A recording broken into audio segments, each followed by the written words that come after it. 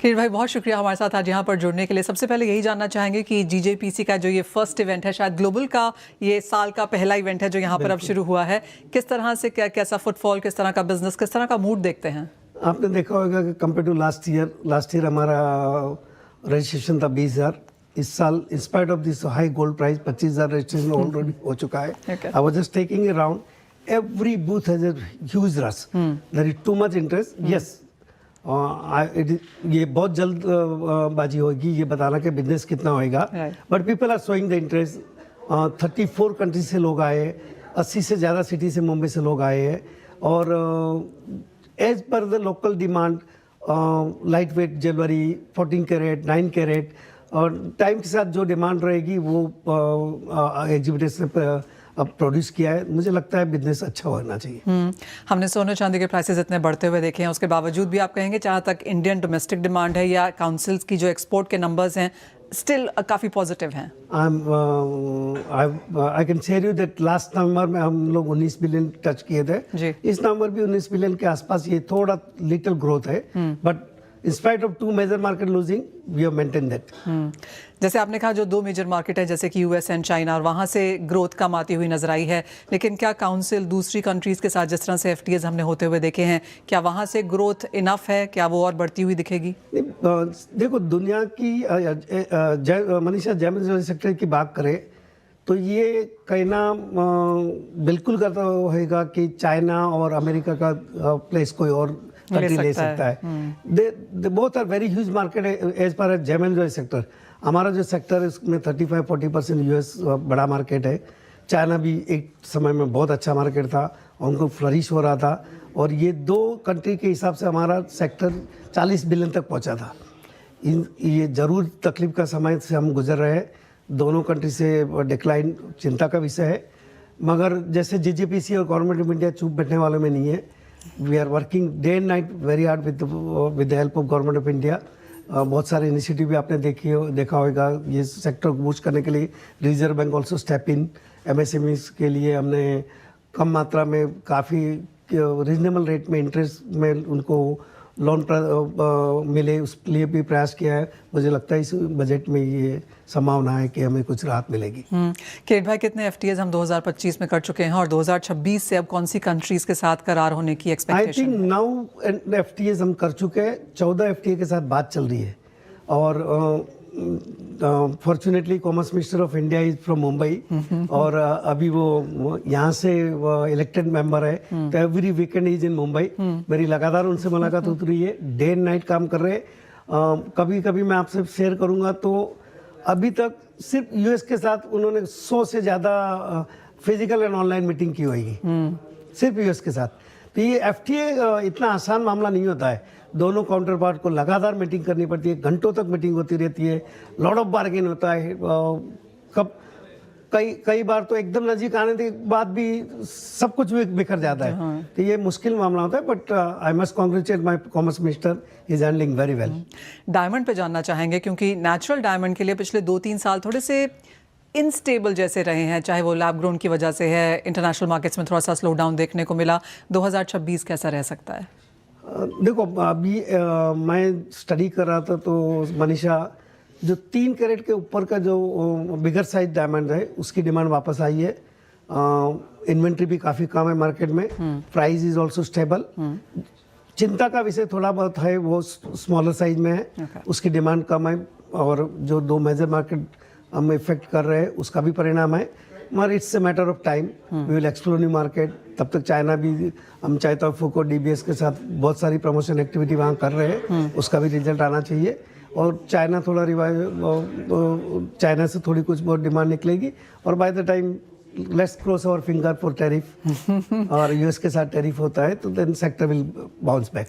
Pashupati jewellers के मनसुख कोठारी अब हमारे साथ है। मनसुख भाई, बहुत शुक्रिया साथ जुड़ने के लिए। और साल का पहला इवेंट है, ग्लोबली पहला इवेंट है शायद ज्वेलरी को लेकर, किस तरह का मूड आप बनता हुआ देख रहे हैं? आई थिंक जो अभी शादी की सीज़न, जो एक हाफ शादी की सीज़न खत्म हुई और आने वाले 14 चाइन के बाद फिर से बहुत सारी शादियाँ इंडिया में टिल मार्च अप्रैल तक शादियाँ है, तो ये राइट टाइम है B2B बाइंग का लोगों का। और काफ़ी रिटेलर्स आए, मैं सुबह से देख रहा हूँ, काफ़ी अच्छे रिटेलर्स आए हुए, और आने आने वाले 3-4 दिनों में काफ़ी रिटेलर्स आएंगे और बाएंगे। गोल्ड के प्राइस ऑल टाइम हाई है, बट फिर भी लोगों ने जो 3-4 महीने से थोड़ी बाइंग का थोड़ा सा अपना पोस्टपोन किया था, आई थिंक ये सीज़न है और ये राइट शो है उनके लिए बाई करने के लिए। काफ़ी हद तक एक बात निकल के आ रही थी कि लोग 22 से 18, 14, 9 तक जाएंगे, लेकिन अगर हम ओवरऑल नंबर्स देखें तो ऐसा लगता है कि 80-85% बाइंग अभी भी 22 कैरेट है। आई थिंक इंडियंस को 22 कैरेट सोना अच्छा लगता है, उनको लगता है कि हाँ यही राइट सोना है, बट आई थिंक धीरे धीरे जो इस तरफ से प्राइस बढ़ रहे हैं और जो मॉडर्न डिज़ाइंस बनानी है, कुछ मशीन्स की अच्छी नई ज्वेलरी बनानी है, तो 18 में भी लोग एक्सप्लोर करेंगे और 18 भी आई थिंक धीरे धीरे एक्सेप्ट हो जाएगा। थोड़ा समय लगेगा पर एक्सेप्ट हो जाएगा। स्टडीड ज्वेलरी में तो हमने देखा कि लास्ट 3-4 सालों में 14 कैरेट एक्सेप्ट हुआ है, तो आई थिंक वो 9 कैरेट भी एक्सेप्ट हो जाएगा। टेक्नोलॉजी है, नए नए एलॉयज़ हैं, तो आपको जो कलर चाहिए, जो स्ट्रेंथ चाहिए, वो सारी मिल जाएगी। मुझे याद है आपने एक बार यहाँ पर 23-24 कैरेट की ज्वेलरी भी बनाई थी। राइट। उसका कैसा एडॉप्शन है, किस तरह की मांग है? मतलब हमेशा से ये रहा, मीत रहा है कि 24 कैरेट में ज्वेलरी नहीं बनती है, उसमें वो स्ट्रेंथ नहीं आती है, बट हमने लास्ट टाइम वो ट्राई की, उसमें टेक्नोलॉजी यूज़ करके कुछ बहुत कम मात्रा में उसमें अलॉय यूज़ किया था हमने और वो बनाई थी, तो रिस्पांस आया, बहुत बड़ा रिस्पांस यहाँ पर लोगों ने पसंद किए। जो मतलब एक शौक की तरह जो गोल्ड कॉइन बाई कर रहे थे, उन्होंने छोटे छोटे पीस बनाए थे, उन्होंने बाई किए थे। आगे जाकर आपको क्या लगता है किस तरह के ट्रेंड्स अब देखने को मिलेंगे? जैसे आपने कहा लाइट वेट, लाइट कैरेट, शायद ये आगे जाकर बनता हुआ नजर आएगा। आई थिंक देखो सबकी आमदनी रुपये में होती है और जहाँ हिसाब से सोने के और भाव बढ़ते जा रहे हैं, तो लाइट वेट लो कैरेटेज की जो ज्वेलरी है वो अच्छी डिमांड में आएगी। जो अच्छी ज्वेलरी, जो मॉडर्न ज्वेलरी बनाएंगे तो वो हमेशा डिमांड में आएगी और ऑफकोर्स लाइट वेट भी ऑलवेज वेरी एक्सेप्टेबल। हमारे साथ अब मिस्टर मुकेश रिला हैं वैलेंटाइन जड़ाऊ से। मुकेश जी नमस्कार, शुक्रिया साथ जुड़ने के लिए। पहले तो यही जानना चाहेंगे कि 2025 आपके लिए कैसा रहा, क्योंकि जिस तरह से बहुत बड़ी वॉलेटिलिटी हमने यहाँ पर सोने के प्राइसेस में आते हुए देखी, कैसा इम्पैक्ट हुआ उसका? नहीं, 2025 हमारे लिए बहुत अच्छा था क्योंकि इंडिया एक वेडिंग हब है बेसिकली। तो वेडिंग हब के अंदर आपकी ज्वेलरी सबको हर शादी में, हर प्रोग्राम में नई ज्वेलरी पहननी है, तो हमारा तो टचवुड इसके मामले में एकदम परफेक्ट है कि ज्वेलरी बहुत 2025 में अच्छी रही, 2026 में भी अच्छी रहने वाली है। तो मेरा तो यही सोचना है। प्राइसेस का कुछ इम्पैक्ट हुआ? जैसे बाकी सब लोग कह रहे हैं कि कैरेटेज कम करने पड़े, वेट कम करने पड़े, टेक्नोलॉजी यूज़ करनी पड़ी। यस, प्राइसेस ज़रूर इम्पैक्ट हुए हैं क्योंकि रीज़न इज़ गोल्ड का प्राइस बढ़ गया, गोल्ड वेट्स कम किए हैं, क्योंकि ग्राहक को ये देखना है कि अपने को समझो कोई भी एक 3 साल पहले यदि अपन किसी अमाउंट में कोई चीज़ दिया करते थे, तो वही चीज़ हम ये सोच रहे हैं कि अभी भी हम लोग उसी अमाउंट के अंदर सेम चीज़ दे पाएँ। तो कैरेटेज भी कम हुए, 18 कैरेट वाला 14 पे आ गया, 14 कैरेट वाला 9 कैरेट पे आ गया। देन गोल्ड वेट भी एटलीस्ट सभी लोगों ने गोल्ड वेट्स भी सब अपनी ज्वेलरी में कम किए हैं। आप जड़ाऊ में ज़्यादा काम करते हैं? या ओपन सेटिंग पोल की। ऑलराइट, और उसकी डिमांड कैसी रही? उसकी डिमांड बहुत अच्छी है। मैंने पहले भी बोला आपको कि इंडिया एक वेडिंग हब है बेसिकली, तो शादियों के पर अंदर हर साल हम देखते हैं कोई ना कोई ट्रेंड्स यहाँ पर चेंज होते हैं। किसी दिन टेंपल ज्वेलरी है, कभी जड़ाऊ है, कभी डेफिनेटली चेंज होता है, डेफिनेटली चेंज होता है। अभी जो टाइम है वो मोर ऑफ कलर स्टोन्स का है, तो कलर स्टोन्स के अंदर जो जितना अच्छा प्ले कर रहा है वो चलने वाला है, क्योंकि चॉइसेस चेंज हो रही है, डिजाइनर्स अलग अलग अटायर बना रहे हैं। तो कभी एमरल्ड चल रहा है, तुर्मलिन चल रहा है, मिक्स चल रहे हैं, कॉकटेल्स कलर्स के हिसाब से चल रहा है, तो वो सारा चलता रहता है। एस्पिरेशनल कैसी देखते हैं आप? क्योंकि अब तक माना जाता था कि मेट्रो ज़्यादा पैसे खर्च करते हैं, पर हमने पिछले कई सालों में देखा है टियर 2, टियर 3, टियर 4 सिटीज़ में भी अब यहाँ पर ज्वेलरी बाइंग है। यस, डेफिनेटली 2 टायर सिटीज़ और 3 टायर सिटीज़ में बहुत अच्छा ट्रेंड चेंज हुआ है। वो ज्वेलरी, बड़ी ज्वेलरी पहन रहे हैं, बड़े डिजाइनर्स के पास जा रहे हैं एंड ज्वेलरी, वो भी लोग भी बड़ी ज्वेलरी पहनने में इंटरेस्टेड है। सो मुझे लगता है कि अभी फोकस जो है 2 टायर और 3 टायर सिटीज़ पे ज़्यादा है। एक और चीज़ जो 2025 में सुनने को मिली वो ये कि लोग इन्वेस्टमेंट ज़्यादा कर रहे हैं, शायद ज्वेलरी कम खरीद रहे हैं क्योंकि प्राइसेस बहुत ज़्यादा बढ़ गए। नहीं, कई लोग रॉ भी गोल्ड खरीद रहे हैं, बट ज्वेलरी भी बेसिकली एक इन्वेस्टमेंट ही है। ज्वेलरी में ऐसी कि आप गोल्ड का पैसा उतना दे रहे हो, स्टोन्स का पैसा उतना दे रहे हो, तो कोई बहुत ज़्यादा उसकी वैल्यू में डिफरेंस नहीं है। आप देखेंगे किसी डिजाइनर फैब्रिक वाले के पास जाएंगे तो उसका आपने 10 लाख रुपए का लहंगा भी ले लिया तो उसकी वैल्यू 0 है। यहाँ आप 10 लाख की ज्वेलरी ले रहे हैं तो 10 लाख की ज्वेलरी का एटलीस्ट 8 लाख तो है। सो मुझे नहीं लगता कि वो ऐसा कुछ सोच रहे हैं लोग, बट इन्वेस्टमेंट पर्पज से अपन देखें तो ज्वेलरी ज़्यादा बेटर है। एक और ट्रेंड जो हमने 2025 में देखा वो ये कि जो पुराना सोना ला के नई ज्वेलरी खरीदने का ट्रेंड काफ़ी बढ़ गया। जो यूजुअली 10-12-15% होता था वो 45-50% तक गया। वो डेफिनेटली होगा ना, यदि गोल्ड रखा हुआ है, रॉ है, यदि gold in you know cash Old gold. Old gold है, तो वो कैश फॉर्म में ही है बेसिकली। तो उसको यूज़ करके नई ज्वेलरी बनाना है तो इट्स गुड ना, मार्केट के लिए भी अच्छा है कि ठीक है पुराना जा रहा है, नया सामान बिक रहा है, तो इट्स वेरी गुड, मार्केट के लिए बहुत अच्छी चीज़ है। आपने वो कितना होता हुआ देखा? नहीं, हम लोग कम्प्लीटली B2B के अंदर हैं, वो जो चीज़ें होती हैं वो B2C में ज़्यादा होती हैं, करेक्ट, तो वो हमें उस चीज़ का बिल्कुल भी कोई idea फर्क नहीं पड़ा, कोई असर नहीं हुआ वहाँ पर। हमें कोई फर्क नहीं पड़ा। 2026 में अब आपके क्या प्लान्स हैं? 2026 बहुत अच्छा मार्केट रहने वाला है, क्योंकि आप यहाँ पर क्या नया, क्या बढ़ाएंगे, क्या एक्सपैंड करेंगे, क्या करेंगे आप? हम लोगों ने अभी जो कलेक्शन लॉन्च किए हैं बेसिकली उसके अंदर ज़्यादा कलर्स का एक्सपेरिमेंट किया है हम लोगों ने। तो कलर्स के अंदर समझो पिंक तुर्मलिन है, एमरल्ड्स हैं, मिक्स तुर्मलिन, मल्टी तुर्मलिन्स हैं, तो ये सब स्टोन्स हम लोगों ने यूज़ किए हैं। तो ये ट्रेंड जो इस साल 2026-27 जो रहने वाला है वो कलर स्टोन्स के बेस पे रहने वाला है। ऑलराइट मुकेश जी, बहुत शुक्रिया साथ जुड़ने के लिए, appreciate your time. Thank you. साथ अब आनंद ज्वेल्स की अंकिता कोठारी हैं। अंकिता, 2026 की बहुत बहुत शुभकामनाएं। और सबसे पहले आपसे यही जानना चाहेंगे, आप सिर्फ नेचुरल डायमंड्स में यहाँ पर काम करती हैं, किस तरह से आपके लिए 2025 रहा? 2025 आई विल से बहुत अच्छा रहा। मार्केट ने, लोगों ने, सबने बहुत सपोर्ट किया है। ओवरऑल भी आई फील डायमंड इंडस्ट्री का फ्यूचर अच्छा दिख रहा है। विद गोल्ड प्राइसेस जैसे बढ़ते जा रहे हैं, लोगों का इंटरेस्ट डायमंड पे ज़्यादा आते जा रहा है, which is good for us, because हम लोग आनंद ज्वेल्स में डायमंड ज्वेलरी ही प्रमोट करते हैं, all natural, non heated, non treated. जी, जिस तरह से हमने प्राइसेस में यहाँ पर स्टेबिलिटी आते हुए देखी है, इवन सम गिरावट है, जैसे आपने कहा गोल्ड सिल्वर के प्राइसेस बहुत ज़्यादा चढ़े, लेकिन नेचुरल डायमंड्स में हमने एक स्टेबिलिटी आते हुए देखी। जी, बिल्कुल। क्या स्टडेड ज्वेलरी यहाँ पर बेहतर करी है और आपको लगता है ये ट्रेंड यहाँ पर 2026 में भी देखने को मिलेगा? स्टडेड ज्वेलरी डेफिनेटली काफ़ी बेहतर कर रही है। काफ़ी पहले से लोगों की चॉइसेस भी स्टडेड ज्वेलरी की प्रति बड़ी है। लोगों को स्टडेड ज्वेलरी में इंटरेस्ट ज़्यादा आ रहा है, as an investment, as a luxury के नज़रिए के हिसाब से भी लोग स्टडेड ज्वेलरी ज़्यादा पसंद कर रहे हैं। तो डेफिनेटली स्टडेड ज्वेलरी का फ्यूचर तो बहुत अच्छा दिख ही रहा है। अंकिता, एक टाइम था जब लोग डायमंड्स को जस्ट समझ ही रहे थे, लेकिन अब कलर डायमंड्स में भी यहाँ पर एक इंटरेस्ट बनने लगा है। जी जी जी। सो अभी कलर डायमंड्स जो बहुत रेयर हैं, बट हर औरत चाहती है कि मैं कुछ अलग, कुछ नया, कुछ नायाब पहनूं, तो उसमें कलर डायमंड्स एक बहुत अच्छा रोल प्ले कर रहा है। और हिंदुस्तान में भी बहुत कलर डायमंड्स का ट्रेंड आ रहा है। सब हर तरीके के शहरों में, north south, all over the country colour diamonds काफ़ी लोग पसंद कर रहे हैं। And with in jewellery pieces आपको क्या लगता है, क्या बेहतर करता है? क्या वो पूरे सेट्स हैं, ब्रेसलेट्स हैं, पेंडेंट्स हैं, रिंग्स हैं, क्या बेहतर कर रहा है? आई थिंक आजकल लोग इजी टू वेयर पीसेस ज़्यादा प्रेफर कर रहे हैं। Smaller items but statement pieces जो वो रेगुलरली पहन सके। अब वो सेफ में रखने वाली ज्वेलरी लोग कम पसंद करते हैं। ब्राइड्स भी चाहती है कि वो अपनी वेडिंग ज्वेलरी बार बार पहन सके।